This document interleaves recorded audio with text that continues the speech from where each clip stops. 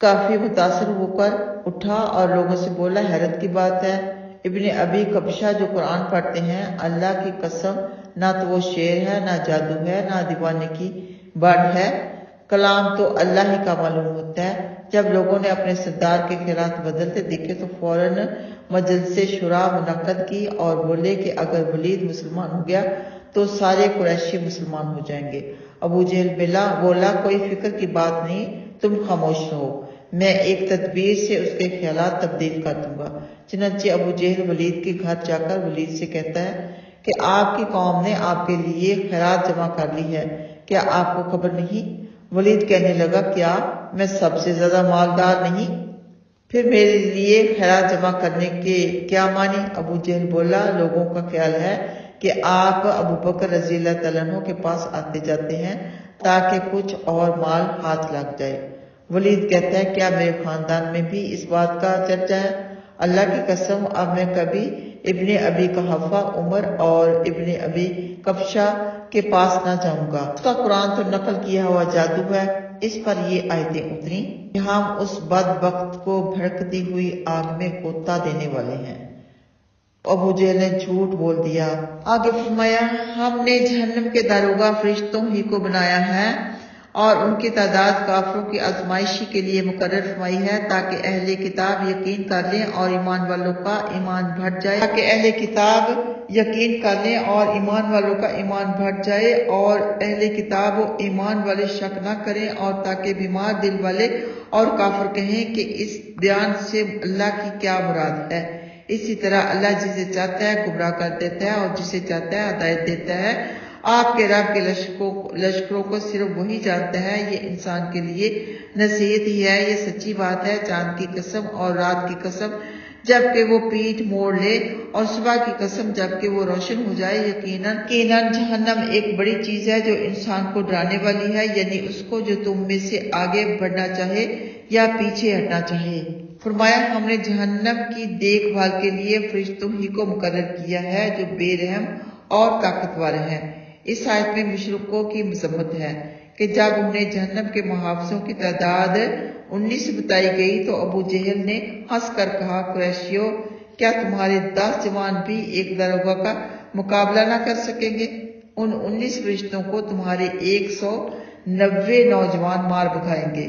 اس پر اللہ تعالیٰ نے یہ آیت اتاری کہ دوزخ پر جو فرشتے تعینات ہیں وہ فرشتے ہیں، انسان نہیں ہے کہ تم ان کا مقابلہ کر سکو۔ نہ تم انہیں ہرا سکتے ہو اور نہ تم انہیں تھکا سکتے ہو۔ آگے فرمایا، ہر شخص اپنی کمائی میں گروی ہوگا مگر سیدھے ہاتھ والے کہ وہ جنتیوں میں ہوں گے، اور گنہگاروں سے پوچھ رہے ہوں گے کہ تمہیں کس چیز نے دوزخ میں لا ڈالا؟ وہ کہیں گے، ہم نمازی نہ تھے، نہ محتاجوں کو کھانا کھلاتے تھے، اور ہم بحث کرنے والوں کے ساتھ بحث میں مشغول ہو جاتے تھے اور جزا کا دن جھٹلایا کرتے تھے، یہاں تک کہ ہمیں موت نے آ دبایا۔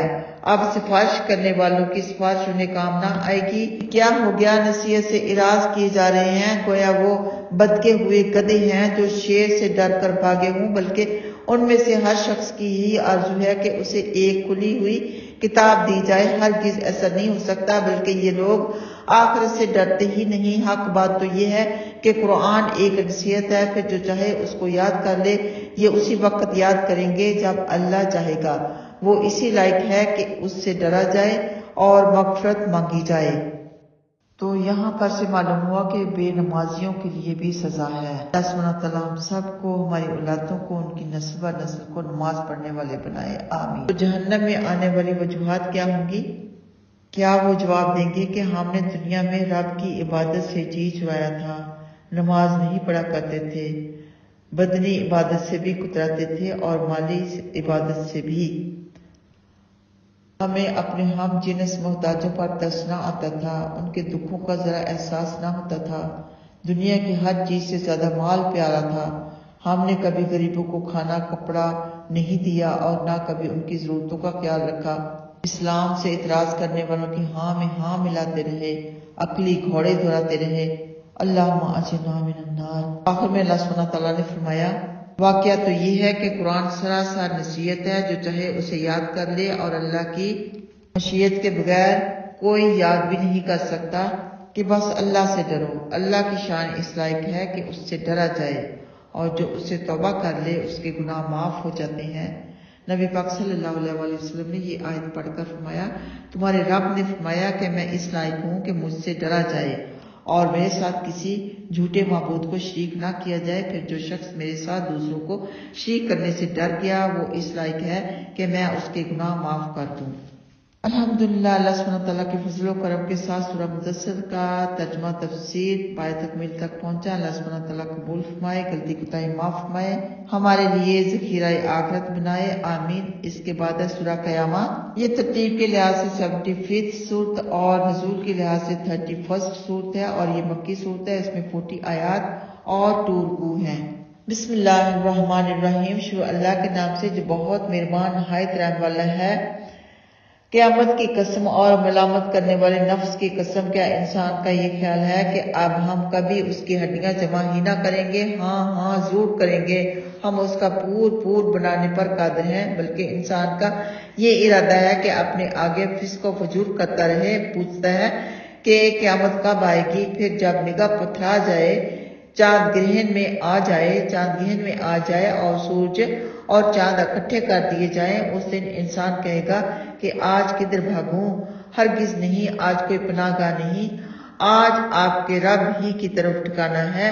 آج انسان کو اس کے اگلے پچھلے عملوں سے خبردار کیا جائے گا، بلکہ انسان آپ اپنی حالت ہی سے واقف ہوگا اگرچہ سارے عذر سامنے لا ڈالے۔ یہاں پر اللہ سبحانہ تعالیٰ نے قیامت کی قسم کھائی، جس سے قیامت کے دن کی عظمت کو ظاہر کرنا مقصود ہے۔ تو یہاں پر نفس لوامہ کا ذکر ہے۔ یہ مومن کا نفس ہے، کیونکہ وہ اپنے نفس کو ملامت ہی کرتا رہتا ہے کہ یہ بات کیوں کہی، ایسا خیال میرے دل میں آیا۔ کوئی غلطی کرتا ہے تو ملامت کرتا ہے، توبہ کر لیتا ہے۔ یہ ہے لفظ لوامہ، نفس لوامہ۔ پارہ نمبر 13 کے شروع میں ہم نے نفس امارہ کے بارے میں پڑھا تھا، جو بہت ضدی نفس ہوتا ہے سورہ یوسف میں، اور یہ ہے سورہ قیامہ پارہ نمبر 29۔ یہاں پر نفس لوامہ کا ذکر ہے۔ اس کے بعد ایک اور نفس مطمئنہ آئے گا، جو کہ پرہیزگار، بہت ہی پرہیزگار ہیں، ان کے لیے ہے نفس مطمئنہ۔ آگے اللہ سبحانہ تعالیٰ نے فرمایا، آپ قرآن کو جلدی یاد کرنے کے لیے اپنی زبان کو حرکت نہ دیں، اس کا جمع کرنا اور پڑھانا ہماری ذمہ ہے۔ پھر جب ہم اسے پڑھیں تو آپ اس کی قرت کی پیروی کریں، پھر اس کا بیان کر دینا ہمارا کام ہے۔ ہرگز نہیں، بلکہ تم کو دنیا سے محبت ہے اور آخرت چھوڑ بیٹھے ہو۔ اس روز بہت سے لوگوں کے چہرے شاداب اور کھلے ہوں گے، جو اپنے رب کو دیکھ رہے ہوں گے، اور بہت سے چہرے مرجھائے ہوئے ہوں گے، خیال کر رہے ہوں گے کہ ان کے ساتھ سخت سے سخت معاملہ کیا جائے گا۔ تو الامین کو روح الامین سے وحی سیکھنے کے آداب بتائے جا رہے ہیں، کیونکہ آپ صلی اللہ علیہ وآلہ وسلم وحی کو یاد کرنے کی غرض سے جلدی پڑھا کرتے تھے۔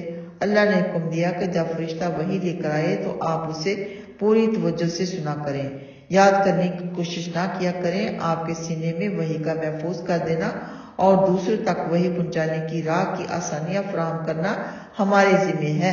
اسی طرح آپ کی زبان فیض ترجمان سے وضاحت و تفسیر کرانا ہمارے ذمہ ہے۔ یعنی یہ 3 باتیں ہم نے اپنے ذمہ لے لی ہیں، وحی کو آپ کے سینے میں محفوظ کرنا، اس کی تلاوت کرانا اور اس کی تفسیر کرانا۔ جب آپ کلام سن رہے ہوں تو اس کے درمیان آپ کوئی بات نہ کریں، بلکہ غور سے سنیں۔ جیسے کہ آپ نے سورہ بقرہ گھر میں لگائی ہوئی ہے اور آپ کام بھی کر رہے ہیں، باتیں بھی کر رہے ہیں۔ کام کرنا تو ٹھیک، لیکن اس میں بات کرنا مناسب عمل نہیں ہے۔ آپ پہلے سٹاپ کریں، آڈیو یا ویڈیو کو بات کر لیں، پھر دوبارہ سے اسے پلے کر لیں۔ یہ قرآن کی بے ادبی ہے کہ قرآن آپ سن بھی رہے ہیں، دنیاوی باتیں بھی کر رہے ہیں۔ آگے فرمایا، ہرگز نہیں، جب روح حلق تک پہنچ جائے گی اور کہا جائے گا ہے کوئی دم کرنے والا، اور یقین آ جائے گا کہ اب جدائی آ پہنچی اور پنڈلی سے پنڈلی لپٹ جائے گی۔ اس دن تجھے اپنے رب ہی کی طرف چلنا ہے۔ یہ نہ ایمان لایا اور نہ نماز پڑھی، لیکن جھٹلاتا رہا اور منہ موڑے رہا، پھر اپنے گھر اکڑتا ہوا گیا۔ تجھ پر افسوس پر افسوس، پھر تجھ پر افسوس پر افسوس، کیا انسان کا یہ خیال ہے کہ اسے یوں ہی چھوڑ دیا جائے گا؟ کیا وہ منی کا ایک قطرہ نہ تھا جسے ٹپکایا گیا، پھر وہ لوتھڑا ہو گیا، پھر اللہ نے اسے پیدا کیا اور ٹھیک ٹھاک کیا، پھر اس سے نر اور مادہ کے جوڑے بنائے؟ کیا اللہ مردے زندہ کرنے پر قادر نہیں؟ یہاں سکرات کا بیان ہے۔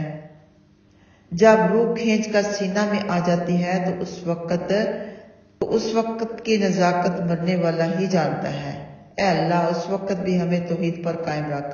موت کے لیے دنیا کچھ نہیں، اگر چھوٹ رہی ہے تو مبارک، راحت کی گھڑیاں آ گئیں، اب آرام ہی آرام۔ اس وقت کا آنا یقینی ہے کہ جب تیری روح رگ رگ سے کھینچ کر حلق میں آ کر اٹک جائے گی اور تم حسرت بری نگاہوں سے تک رہے ہوگے اور ہم بنسبت تمہارے مرنے سے زیادہ قریب ہیں، لیکن تم دیکھتے نہیں۔ پھر اگر تمہیں بدلہ دیا جانے والا نہیں تو اگر تم سچے ہو تو ذرا روح کو لوٹا کر دکھاؤ۔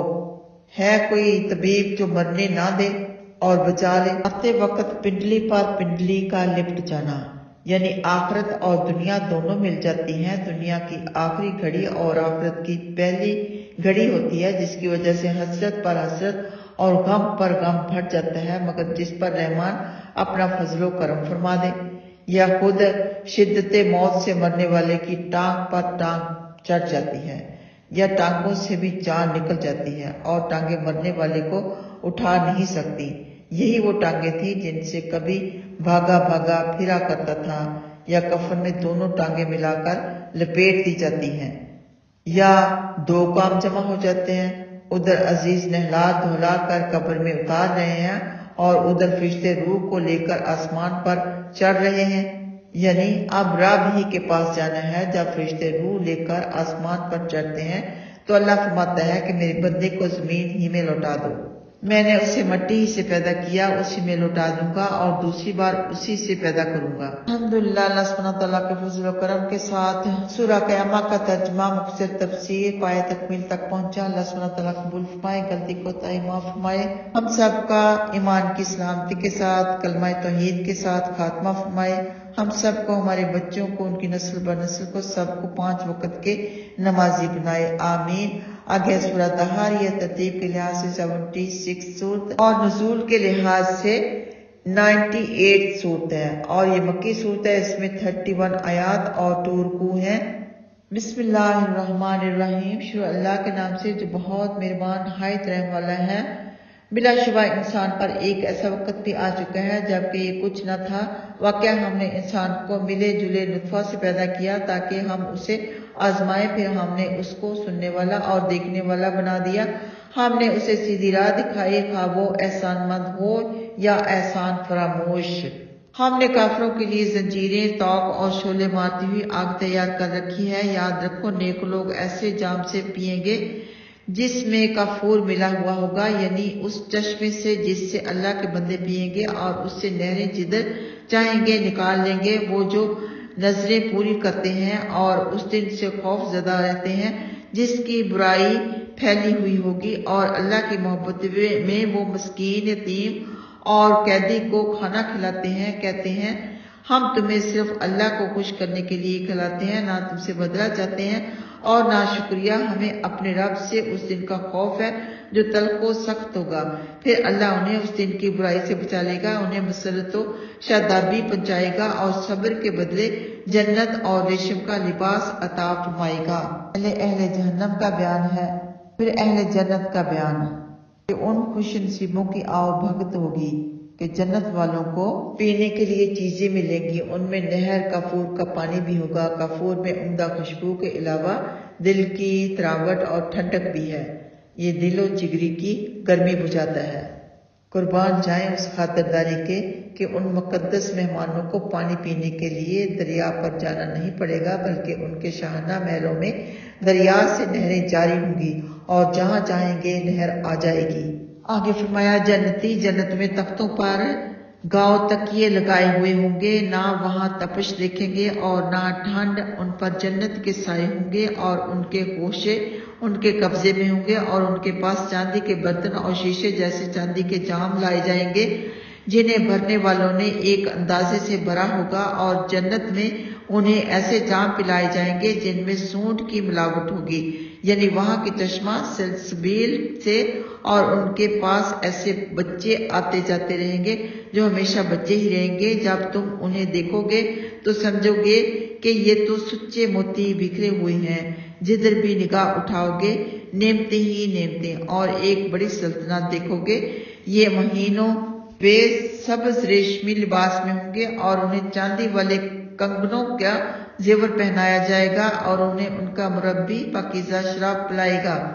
ان سے کہا جائے گا یہ تمہارے عملوں کا بدلہ ہے اور تمہاری کوششوں کی قدردانی۔ تو یہاں پر جنت کی نعمتوں کے بارے میں بتایا گیا تاکہ ہمارا شوق اور بھی بڑھ جائے نیک کام کرنے کے لیے۔ کہ جنت میں چاندی کے کنگن ہوں گے، اور سورہ فاتر میں ہے سونے کے کنگن ہوں گے موتیوں کے جڑاؤ کے۔ تو مطلب یہ ہے کہ سونے کے بھی ہوں گے، چاندی کے بھی ہوں گے، اور وہ کنگن یہ دنیا کے کنگنوں کی طرح نہیں ہوں گے، ان کی تو چمک دمک ہر چیز نرالی ہوگی۔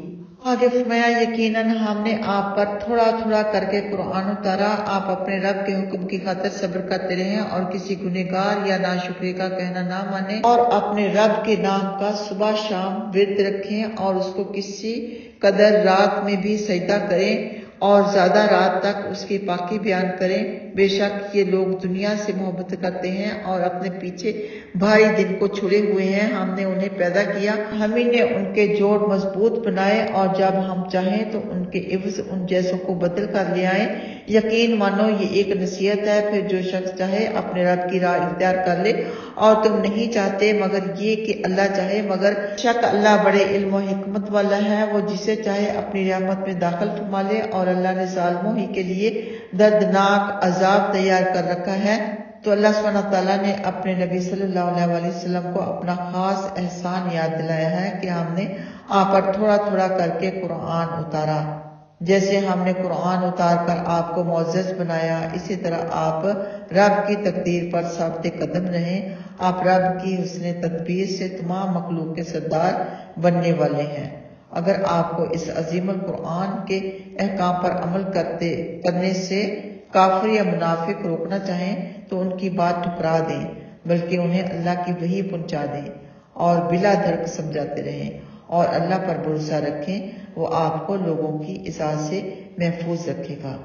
الحمدللہ اللہ سبحانہ تعالیٰ کے فضل و کرم کے ساتھ سورہ دہر کا ترجمہ مختصر تفسیر پائے تکمیل تک پہنچا۔ اللہ سبحانہ تعالیٰ قبول فرمائے، غلطی کوتاہی معاف فرمائے۔ اس کے بعد ہے سورہ مرسلات، یہ ترتیب کے لحاظ سے 77 سورت اور نزول کے لحاظ سے 33 سورت ہے، اور یہ مکی صورت ہے۔ اس میں 50 آیات اور 2 رکوع ہیں۔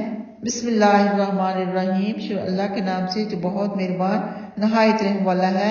ہلکی ہواؤں کی قسم، تیز ہواؤں کی قسم، بادل پھیلانے والی ہواؤں کی قسم، پھر حق سے باطل کو جدا کر دینے والے فرشتوں کی قسم، پھر وحی لانے والے فرشتوں کی قسم جو لوگوں کے عذر ختم کرنے یا آگاہ کرنے کے لیے وحی لے کر آتے ہیں۔ اس کا تم سے وعدہ ہے وہ یقیناً آنے والی ہے۔ پھر تارے بے نور کر دیے جائیں گے جب آسمان پھاڑ دیا جائے گا، اور جب پہاڑ ریزہ ریزہ کر کے اڑا دیے جائیں گے، اور جب نبیوں کو وقت پر جمع کیا جائے گا، کس دن کے لیے انہیں ٹھہرایا گیا ہے؟ فیصلے والے دن کے لیے۔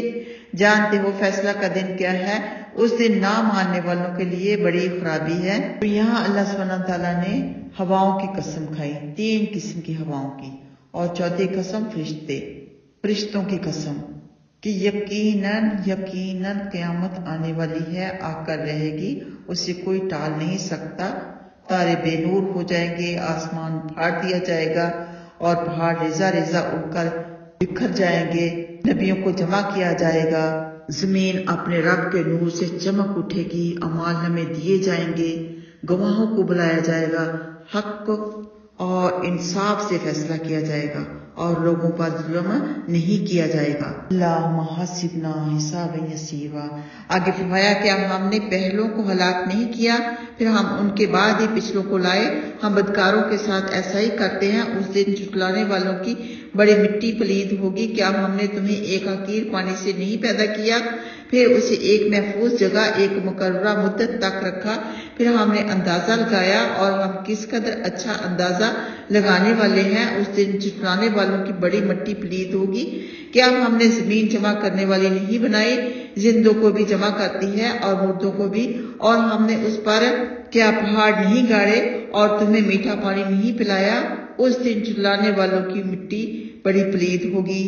اس جہنم کی طرف آؤ جسے تم مانا نہیں کرتے تھے، 3 شاخوں والے سائے کی طرف جاؤ جس میں نہ سایہ ہوگا اور نہ وہ شعلوں سے بچائے گا۔ یاد رکھو دوزخ قلعہ کی مانند بڑے بڑے انگارے اگل رہی ہوگی جیسے زرد زرد اونٹ ہوتے ہیں۔ اس دن جھٹلانے والوں کی مٹی بڑی پلید ہوگی۔ یہ ان کے نہ بولنے کا دن ہے اور نہ انہیں عذر پیش کرنے کی اجازت دی جائے گی۔ اس دن جھٹلانے والوں کی مٹی بڑی پلید ہوگی۔ یہ فیصلہ والا دن ہے۔